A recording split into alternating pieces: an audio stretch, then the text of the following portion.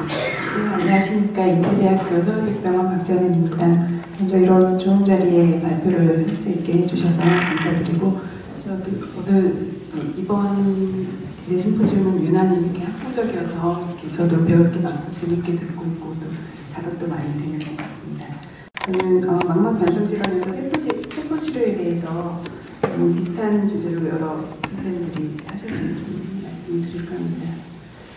눈은 세포기관체를 타겟으로 관으로서 적절하게 이렇게 이상적인 교관입니다. 그러니까 눈의 망막 구조, 눈과 망막의 구조와 생리 기능이 잘 알려져 있고, 망막과 공간이나 유리체가 주입하는 기술이 사람에서는 실험동물에서 이렇게 잘 확립되어 있습니다. 또 망막과 공간은 이뮨 프리빌리지드 사이트로 알려져 있고, 눈 다른 세포 치료가 필요한 질환에 비해서 필요한 세포 주가 작기 때문에 그에 따르는 이제 합병증도 적다고 기대를 할 수가 있습니다. 또 이제 OCT나 다른 이미징 테크닉들이 많이 개발이 되어서 여러 가지 가능 평가를 할 수 있는 수단들이 많이 있습니다. 아시다시피 이제 이런 스템셀 치료로 이용이 될 수 있는 셀의 소스로는 엠브리오닉 스템셀이나 iPS 그리고 소마틱 스템셀, 분매로고 같은 소마틱 스템셀들이 있을 수가 있겠습니다. 그래서 이런 세포들이 작용을 하는 이런 기전에는 그 세포가 직접 포토리셉터나 RPE와 같이 그 세포를 리플레이스하거나 리제너레이션 시키거나 아니면 이제 아까 인트라비트리얼 인젝션 하는 것처럼 하여서 이제 트로픽 이펙트를 기대를 할 수가 있겠습니다. 또 이렇게 두 가지 이펙트가 사실 이제 같이 이렇게 작용을 하는 경우가 많이 있겠습니다. 그래서 어떤 세포 이런 줄기세포나 다른 세포 치료제를 개발을 하게 되면은 이렇게 일단 실험실 레벨에서 세포를 분할을 시키게 되고 세포의 특징을 이렇게 분석하는 그런 과정을 거쳐서 포토리셉터 프리커서나 RP 같은 것들을 개발을 하게 되고 또 웹투나 갱글리언셀 같은 것들도 이렇게 분할을 시키게 됩니다. 이런 것들이 결국 이제 나중에 쓰이게 되려면은 GMP 시설에서 이렇게 생산이 되어야지 되고, 그리고 프리클리니컬 모델에서 이렇게 에피커시와 세이프티를 평가를 받게 되고, 여기까지 이런 전임상 단계를 거치게 되면 그 다음에 이제 IND를 거쳐서 승인을 받고 임상시험을 하고 그런 과정을 거쳐서 어떤 우리가 원하는 임상시험을 하고 결국은 그게 치료제로서 작용을 할 수 있도록 이렇게 하는 것이 최종적인 목표가 되겠습니다. 그래서 RP 같은 경우에는 이미 이제 이렇게 페이즈 2까지 이렇게 중단기 결과가 보고가 되고 있고, 그리고 아직 포토리셉터 같은 경우는 이렇게 전임상 단계에 있는 상태입니다.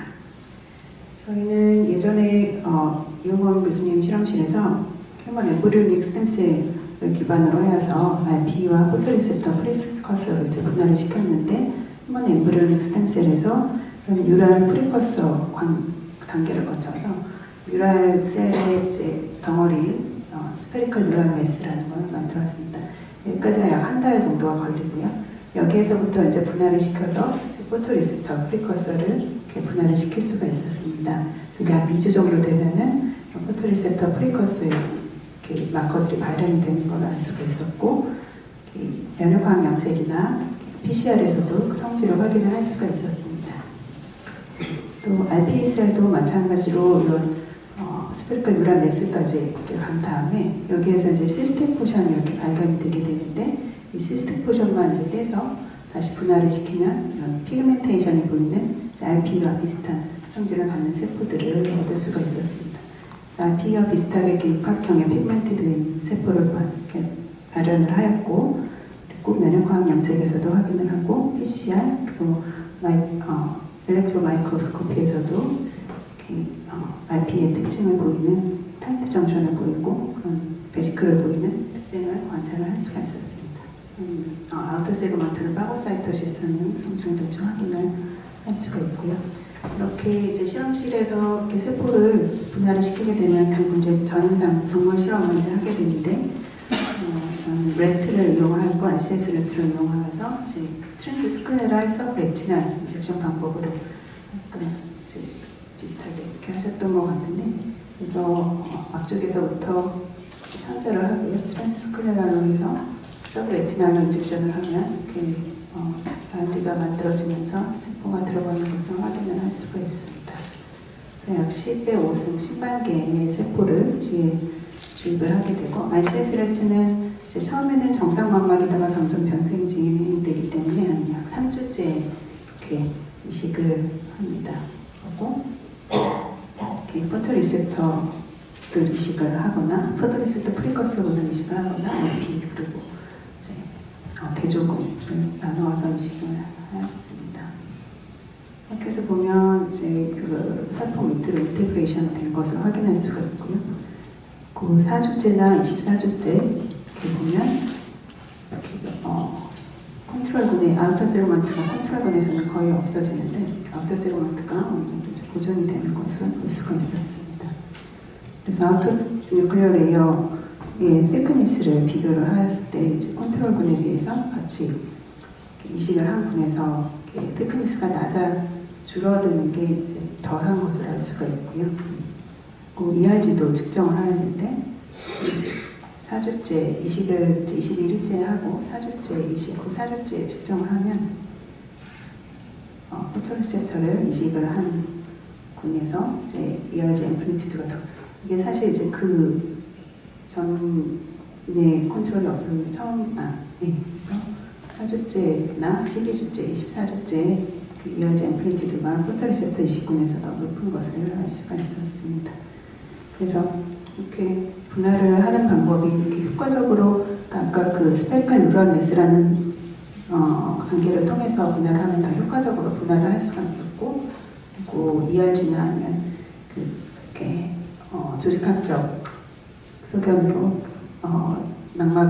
망막층이 보존이 되고 시력이 어느 정도 대조군에 비해서는 보존이 되는 것을 알 수 있습니다. 그래서 최근에 이렇게 보고되고 있는 여러 가지 이렇게 프로토콜이 보고가 되고 있고요. 걸리는 시간이나 아니면 이제 하는 방법들을 다 다양하게 하고 있습니다. 그래서 RP 쪽으로 분할을 시키는 분들이 있고 또 포토리셉터 리니지를 하면서 분할을 시키는 여러 가지 연구들이 있습니다. 이렇게 세포들을 분할을 시키고 결국 이제 임상 단계로 가기 전까지 여러 가지 고려해야 될 점들이 많고 장애물들이 많이 있습니다.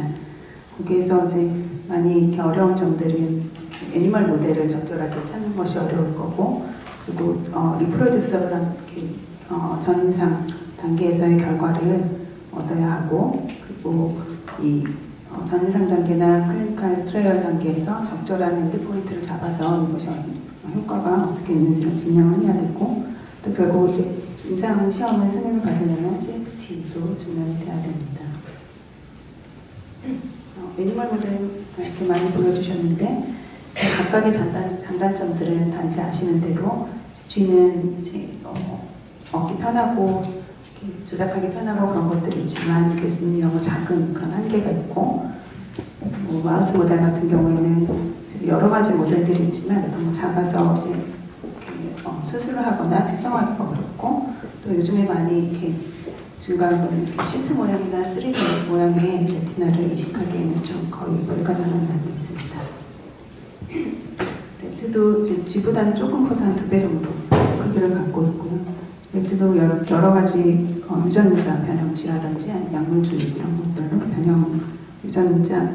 망막 변성 모델을 만들 수가 있습니다. 레빗은 보여주셨듯이 좀 실제적으로 망막 변성에 대한 실험을 하기에는 좀 한계가 있고요. 다만 이제 크기가 크기 때문에 어떤 술기나 이런 것들을 확립하는 데는 도움이 될 것 같습니다. 결국은 이제 원숭이 같은 프라이메이트를 하는 것이 사람과 비슷한 마클라를 갖고 있고, 그래서 하지만 제일 비싼 것이 제일 단점이 되겠고, 또 프라이메이트는 이제 라이프 스팬도 길고, 또 AMD나 어떤 다른 망막 변성을 만드는 데 있어서도 만드는데도 시간이 오래 걸리고 그 효과를 평가하는 데도 시간이 오래 걸리기 때문에 이렇게 그 효과를 전임상 단계에서 충분한 데이터를 얻기는 좀 한계가 있습니다. 다음으로 리프로듀시빌리티는 이제 우리가 약물을 어떻게 개발을 할 때는 마스킹하고 랜더마이제이션 한 상태에서 이렇게 한 곳 혹은 그 이상의 실험실에서 또 여러 가지 종에 대해서 한 종 이상에 대해서 이렇게 효과를 입증을 하고, 또 도즈 리스폰스가 있는지 도즈 릴레이티드 리스폰스가 있는지 그런 것들이 증명이 돼야 합니다. 하지만 세포 치료에서는 그런 것들을 좀 이렇게 시행하기 어려운 세포 양도 그게 도식국 리스폰스가 아닐 수도 있고 여러 종에서 시행하기도 한계가 있는 점이 있습니다.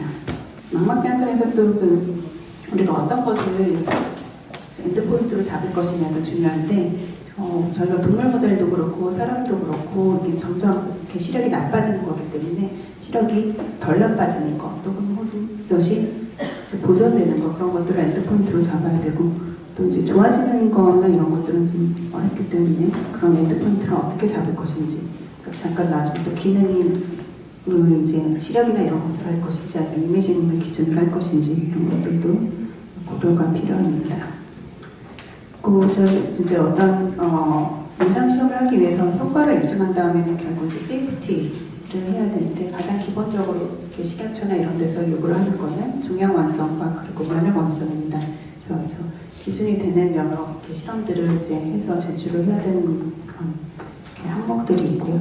근데 이제 망막 편성 같은 경우에는 종양 완성에서 실제로 이게 이제 서브레티널 스페이스로 들어가면 종양을 일으킬 가능성은 매우 낮고 또 이제 이머추어한 셀이나 크로모소말 어브노멀리티가 있는 셀이 들어갔을 때 이렇게 생길 가능성이 높기 때문에 잘 이렇게 분할을 어느 정도 된 세포를 잘 이렇게 선별을 해서 넣고 또 이제 그 3D 레티널 스트럭처나 그런 시트 형태를 넣으면 이머추어한 셀들이 들어갈 확률은 더욱더 낮아지겠습니다.